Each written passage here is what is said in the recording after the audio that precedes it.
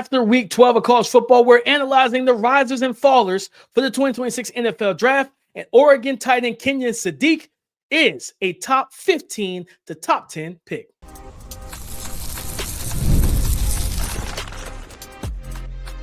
You are Locked On NFL Draft, your daily podcast covering the NFL Draft. Part of the Locked On Podcast Network, your team every day. Welcome back to the Locked On NFL Draft Podcast, your daily podcast covering your favorite draft prospects, part of the Locked On Podcast Network, your team every day. I'm your boy, Damian Parson. I'm an NFL draft analyst with Bleacher Report. That's my guy, KC Sanchez. He's the director of scouting with the Draft Network and 2019 national champion with those LSU Tigers. And as always, thank you for making Locked On NFL Draft your first listen today and every day. Shout out for being our everydayers, guys. It is Monday, which means it's time to talk recaps of the week 12 of college football. We can get into the money makers, aka stock up, the bag fumblers, aka stock down, and we're going to go into the locker room and hand out our game balls of the week. But before we get to that, today's episode is brought to you by FanDuel. Right now, new customers can bet just $5, and if your bet wins, you'll get $300 back in bonus bets to use freely across the app. No hiding from the tape. It's time for money makers and bag fumblers. Money makers, Keith, guys who've made themselves some money coming off of week 12 of college football. I go to Oregon tight end Kenyon Sadiq. The Sadiq the Freak is what they call it. I think a lot of the kids are calling him nowadays, Keith. This young man, I mean, I think coming into the season, we kind of already had him labeled as like tight end one and the projected tight end one in this class and everything. So that was kind of already a given. But in this game, like you saw every bit of that athletic skill set, the body control, the strength, just the speed up the field, the leaping ability to extend the frame and catch the ball and make those leaping grabs and everything like that. He's a good route runner. He separates. He's hard to bring down. And even though he's listed, I think he's at 6'3", 245. He's still a good blocker as well in the run game. Like this dude gives you everything he has. A great blocker, as a blocker. So I look at him, man, and Keith, I think for me, reason why I say he's a money maker is that he just basically solidified himself as a top 15 pick in this class. Because before, throughout this season, we were like, we've been waiting for them to just kind of feed him the ball, right? And in this game, I think DeCarrion Moore was out. I think their wide receiver 1 and I believe wide receiver 2 was out.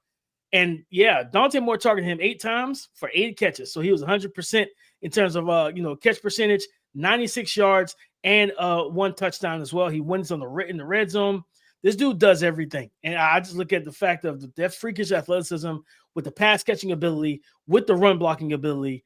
It's gonna be hard to tell a team, like for me, if I'm a scout, it's gonna be hard for me to look my GM, my coach in the face, and we say, this is the guy we need in our offense, top 15, maybe top 10.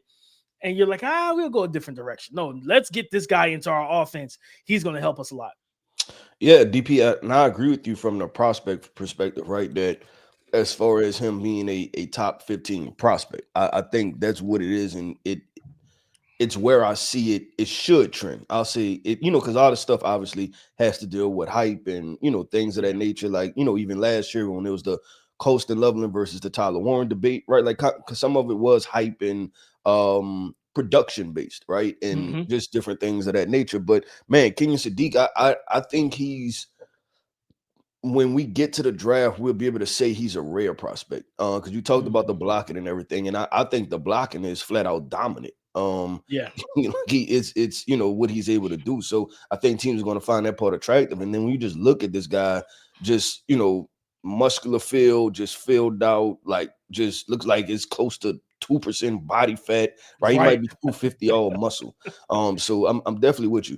DP, the guy I'm going to go with is Notre Dame wide receiver Malachi Fields. Notre Dame, they had an early slot game against Pitt. And it was, game day was there, right? So it was a big time moment, right? And he played well. I feel like in front of maybe the most eyes he's had on him, maybe since the beginning of the season. They had USC, right? But it wasn't, they haven't had a lot of big games. They had Navy, BC, North Carolina State, Boise, Arkansas, Purdue, right? They kind of went, for a minute, right? And they started the season off with A&M in Miami. But this was his most productive game. He had 7 catches for 99 yards and 2 touchdowns. And you start to really look at him as a prospect, and I've consistently did it. Put this guy in the first round, like of my mock drafts. Like I think he has that type of talent and build. When we talk about 6'4", speed, fluid, quick out of his releases, there's so many different things that Malachi Fields can offer. I think we have to, with him, is going to be production based early. As far as throughout the season, and then when people remove him from Notre Dame and maybe he's a Senior Bowl guy and start to see like, hold on, this big boy can move, like he can run, he thrives in contested catch situations, and could he be like a primary dominant XY receiver for a team? So I went with Malachi Fields as a moneymaker from this past weekend. Yeah, I would like to see CJ Carr, who, of course, the offense runs through the run game with Jeremiah Love, Jadarian Price, and everything. I just would like to see them target him.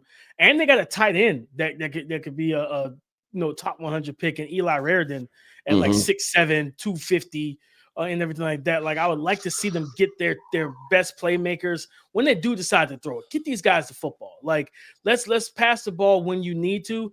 Trust me, I get it. You got a dominant run game, so why would you break up that that momentum? But when this calls for true passing situations, look to your best playmakers and let's get them the football. So I'll let you call him out, Keith. I'm gonna go to another playmaker here, and that's KC Concepcion, man, out of Texas A&M. Like this young man, I tweeted it out. A certain wide receiver who I'm gonna talk about later in the show. Certain wide receivers fan base did not like the tweet, but I put him as my wide receiver 3 right now. This kid does everything. Like he's 5'11", 190. If you watched him as we did from North Carolina State, he can handle the manufactured touch stuff. He's super versatile, things of that nature. You can line him up in the backfield. You can hand the ball off to him, jet sweeps and motions. But at Texas A&M, he's proving he's a wide receiver where he wasn't able to prove that at NC State. He's come off a game against South Carolina where they were down 30-3, I believe it was 30-3 at halftime.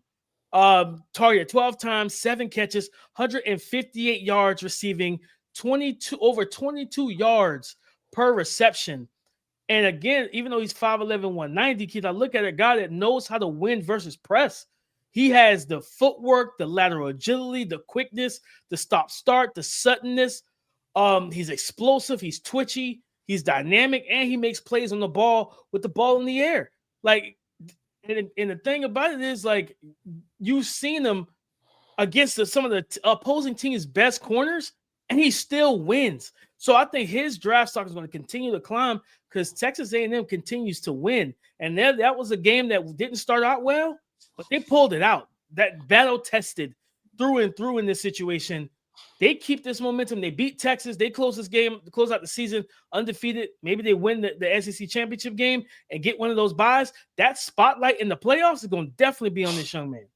Yeah, no, he is a guy that's, we talk about prospects that's elevated throughout the season. He's a guy that continuously elevates too. And it's because I think it's what you said, that he's showing that he's a true wide receiver, right? And he has a well-rounded skill set. I like the fact that they use him as a vertical threat, right? And take shots with him down the field because it shows the versatility, like you said, because at North Carolina State, it was the jet sweeps and the bubble screens and swing passes and things like that. But him going one-on-one and beating defensive backs down the field it's really good to see. And he's open a lot, Keith, on tape. Yeah, and you're going to have a comparison. I think it's going to come down to, for a lot of people, right? It's going to be a KC Concepcion versus a Makai Lemon type of situation, right? And because both are probably very similar body types and probably height, weights, right? Probably very similar. Yeah, I think almost identical in height and weight. Yeah, and so it's probably going to come down to that. But I think KC may have more speed on him, right? Like he probably has the top end speed to be able to take the top off of defense. So should be really fun and be an interesting conversation because it's like, where does he fit himself? Because when we're talking about just making splash plays consistently, he's doing that as at least a top 50 prospect right now, is being like a locomotive. So yeah, I got him top of the second right now. Okay. And he's behind Cardinal Tate and Jordan Tyson for me in that wide receiver situation. I love what he's bringing. I mean, he has another year. He could go back and pair with Marcel Reese and Mario Craver one more time. But if I'm him, hey, if you keep this running, you keep balling, I'm striking while the iron is hot. But Keith, before we transition to the bag fumblers, I want to talk about Dani Dennis-Sutton. He had another, like, Keith, like this is a people wonder, like, what position groups are actually, showing out in this draft class, and it's the edge rush group, and he's at 6'5", 265. He's coming off a game against Michigan State on the road, 2 sacks, 3 QB hits, 8 quarterback pressures. Like, this guy, again, pairing that with what he did against Indiana, he's getting hot at the right time. And their Penn State season hasn't gone the way we wanted it to. At the end of the day, for him, he's taking the opportunity to finish this season strong, and I love seeing that. Yeah, no, he is. And I think, and I don't know how to, I guess, quantify this, but I feel like he's gotten better. And that's very difficult. I feel like, that I could just probably open up a can, that we have to go in depth into, right? But we'll discuss it. But there are certain elements of Dani Dennis-Sutton that I'm seeing, and I'm like, okay, I like this better than what I seen last year. And so I think he is definitely elevating his draft stock overall. Even the past game, what game did they lose? Was it Indiana? He played well. He played his butt off in that football game. And I think, was it Ohio State also? I think he may have flashed. I think it was the Ohio State game. A couple pressures and QB hits in that game as well. Yeah, yep. So he's definitely flashing and showing to play at a high level. But DP, let's do this, man. Let's transition from money makers to the bag fumblers, right? Which draft prospects, 2026 NFL draft prospects, stock kind of trended down after these past weekend of performances. Let's talk about those prospects coming up next. If you're still overpaying for wireless, it's time to start saying yes to saying no. At Mint Mobile, their favorite word is no. No contracts, no monthly bills, no overages, no hidden fees, no BS. And I said yes to making the switch and getting premium wireless service for $15 a month. Mint makes it simple. All plans come with high-speed data, unlimited talk and text, delivered on the nation's largest 5G network. You can even bring your own phone and keep your same number and contacts. So are you ready to say yes to saying no? Make the switch at mintmobile.com/lockedon-NFL. That's mintmobile.com/lockedon-NFL. Upfront payment of $45 required, equivalent to $15 per month. Limited time new customer offer for first 3 months only. Speeds may slow down above 35 gigabytes on unlimited plans. Taxes and fees extra. See Mint Mobile for details. What goes up must come down. No hiding from the tape. It's time for moneymakers and bag fumblers. In this edge rush group, Keith, like a name that I've seen people like hype up and everything, I don't view him as an edge. It's LT Overton from Alabama, and in a close loss to, and I believe the game was at home. In a close, Homa, like John Mateer didn't light them up, through the air and different things like that. But that dual threat ability that he brings paid dividend in this game. And for context, Alabama's pass rush as a team per PFF, they had 3 hurries and pressures all game, 1 QB hit and 1 sack. Like, they were not getting in the backfield much when he did drop back. And LT Overton went kind of, that meme or that picture of the basketball player Tony Snell when it was like he just played the game for cardio. He had zeros aboard.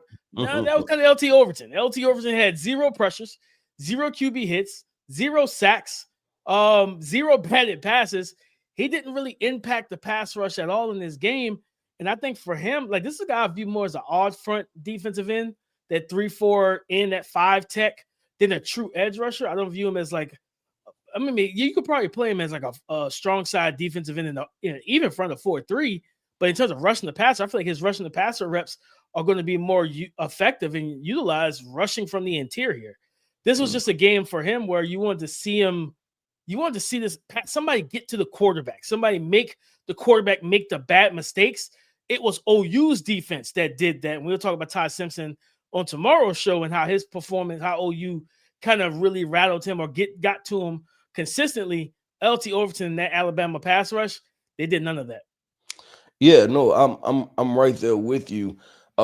Just from an impact perspective and getting into LT Overton DP, I agree with you that he may be a 3 tech, right? In a even front or something like that. 6'5", Because I'm 280. not yeah, and even if he plays an I front, I probably, if I want to project him, I would want to project him to maybe a multiple front, like a team that runs multiple fronts up front and allow him to kind of move anywhere Yeah. between playing the 4 ride to the 3 tech to edge at some point, right? Like doing different things, because he's another one that's going to fall in that bucket, right? And especially once we get to these scouting profiles, I'll talk about it all the time.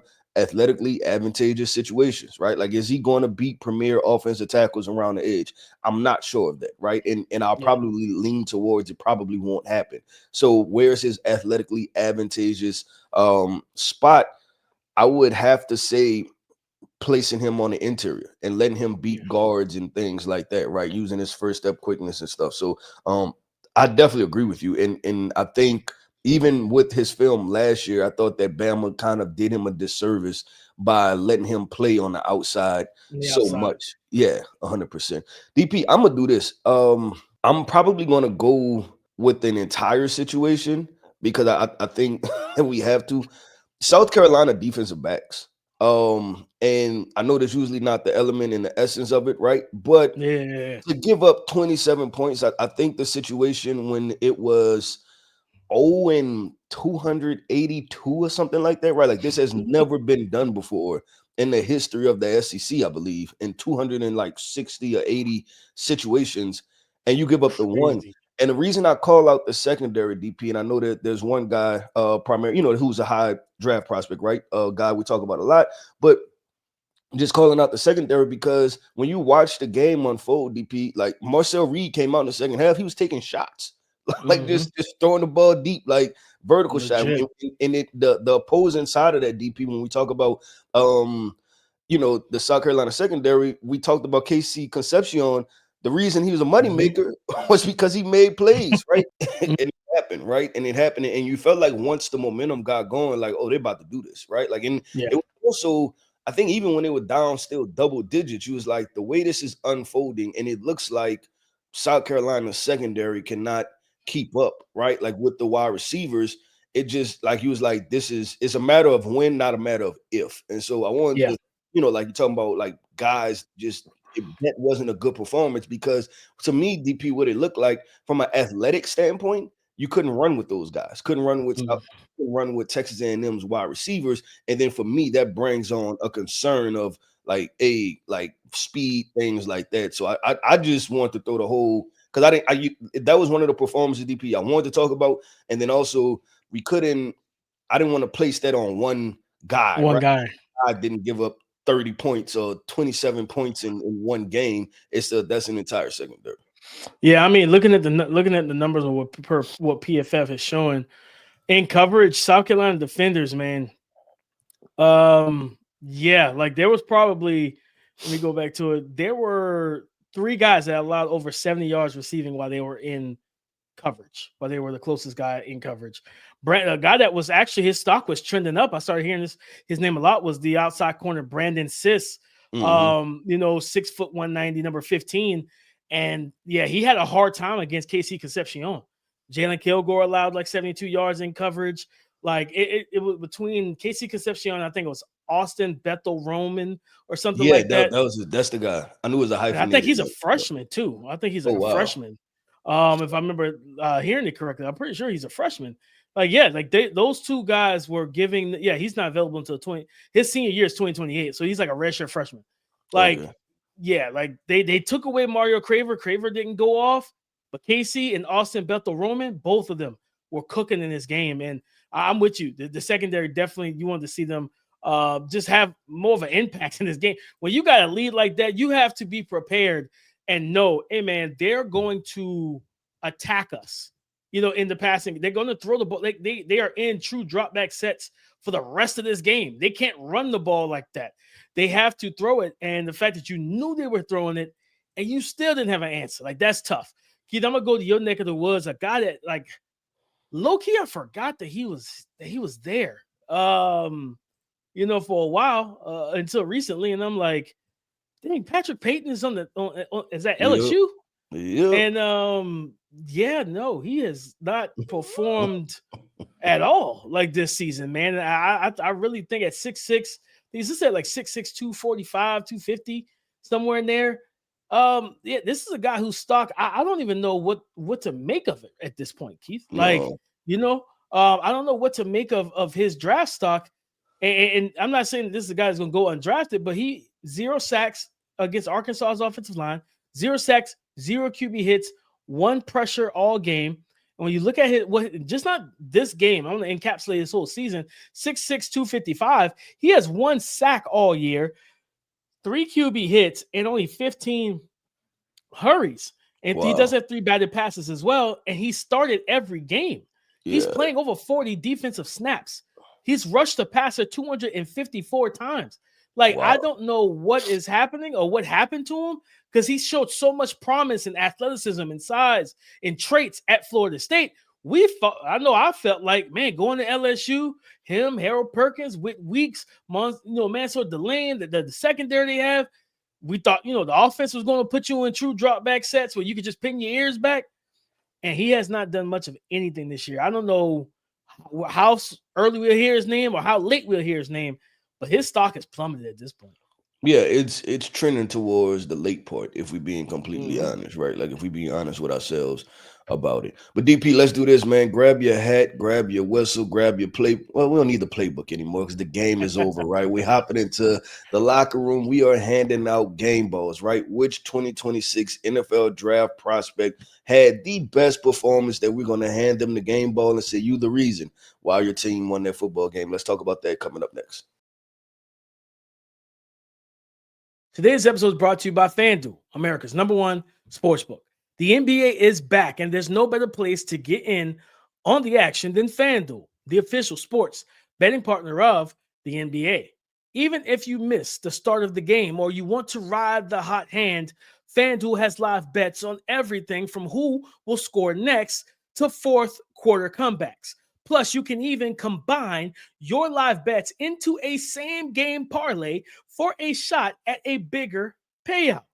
It keeps every game even more exciting, especially when your favorite teams making that late game push. And right now, FanDuel is giving new customers $300 back in bonus bets when your first $5 bet wins. Again, FanDuel is giving new customers $300 back in bonus bets when your first $5 bet wins. So head to FanDuel.com to sign up and play your game with FanDuel, the official sports betting partner of the NBA. Thank you for making Locked On NFL Draft your first listen today and every day. Shout out for being our everydayers. And thank you for making the Locked On Podcast Network the #1 sports podcast network in America. We appreciate every single one of you for being our everydayers. It's time to hand out the game balls of the week.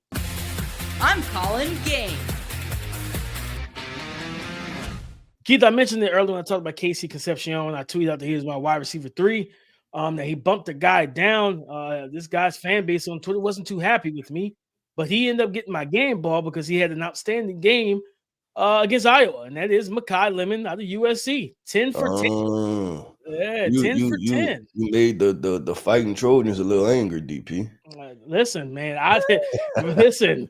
There's people telling me he's wide receiver 1 over Tate, over Tyson.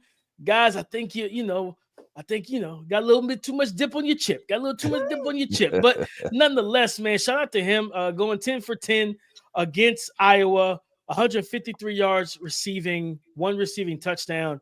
And, at the end of the day, I think we talked about it on here. This young man's his path to being successful in the NFL is going to be playing the slot. And to me, playing the slot only.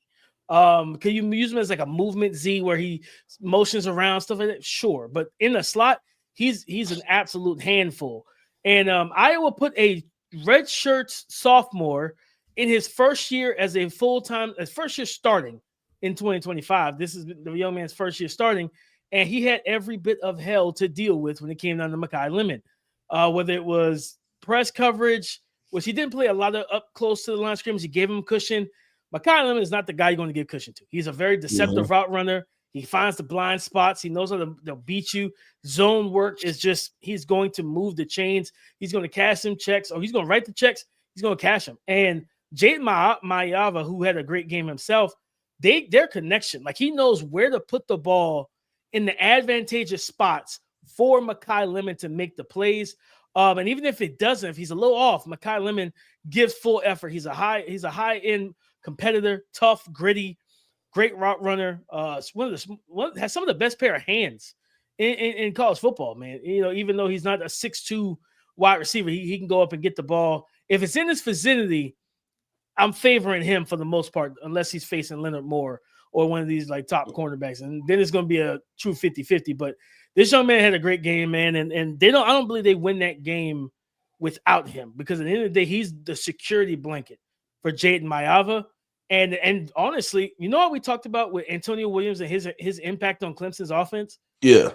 With Lincoln Riley, crazy enough, Garrett Riley, Lincoln Riley, they both do the same thing. They game plan there. They put their game plan to one receiver as the guy. And God forbid that Makai Lemon gets hurt. I don't know how this offense would look, because they've been so used to relying on him to make the play, and he's made them time and time again. Yeah, no, I like that. And hopefully my biggest takeaway, DP, from that is, you and the USC fan base, y'all can come back together, you know what I'm saying, and realize It's that, all love over here. Yeah, we rowing in the same direction, right? We rowing in the same direction, you know what I'm saying? So Exactly. hopefully able to reunite over this if they hear this podcast. DP, I'm gonna go with because I started to go different ways, but I know we have our quarterback show tomorrow, and so I'm gonna leave the quarterbacks that we're going to give the award to. I'm gonna leave them off of it, and I'm gonna go with LSU cornerback Mansoor Delane. Making the play, making an interception. He had a couple big time tackles also. I want to give him the game ball, because I'll be completely honest, watching this football game, nothing in LSU's offense is fixed. Brian Kelly gone. I think it's Joe Sloan. He's gone. Garrett Nussmeier didn't play. Benched or whatever. Benched, yeah, whatever it was, and it still looked bad. It wasn't good at all. And you walked out of there with against the Arkansas team that I believe, DP. I don't think they've won a conference game yet. If I had to put, they haven't won a game since like week 2. Okay, yeah. So I mean and you won that football game 22-23, and on top of it, by 1 point.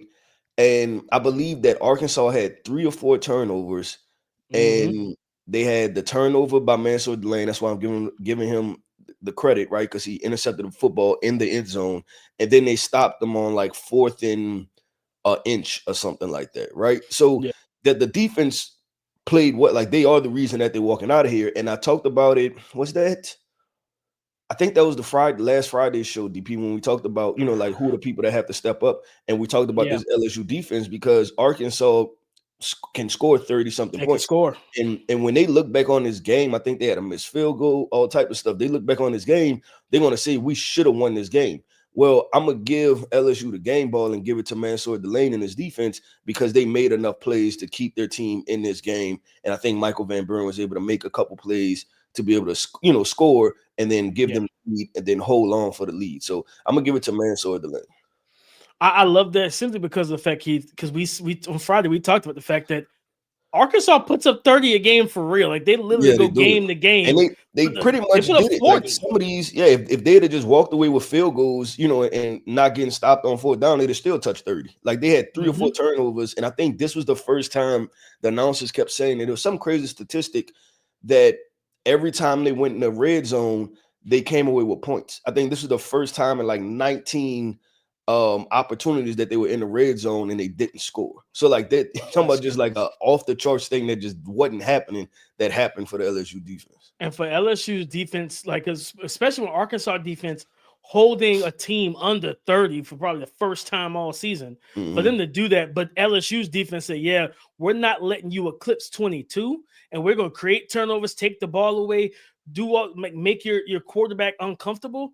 Yeah, that's Mansoor Delane, he just continues. It's wild, Keith, because You know, because again, I give you credit. Like you talked about it last draft cycle, and it's been true. The narratives, like run this entire thing, and you would think the way he's played all season, people would be clipping up his coverage reps, talking about him ad nauseum, being such a top end type of corner who could play man, who could play zone, who tackles, who does everything and makes plays on the ball, and yet it feels like he's underrated. Yeah, flying under the radar, but a part of that is attached to team success, right? And that's what we're chasing. And that's what's been so interesting about this NFL draft process is that some of the teams with success, the Georgias and things like that, right?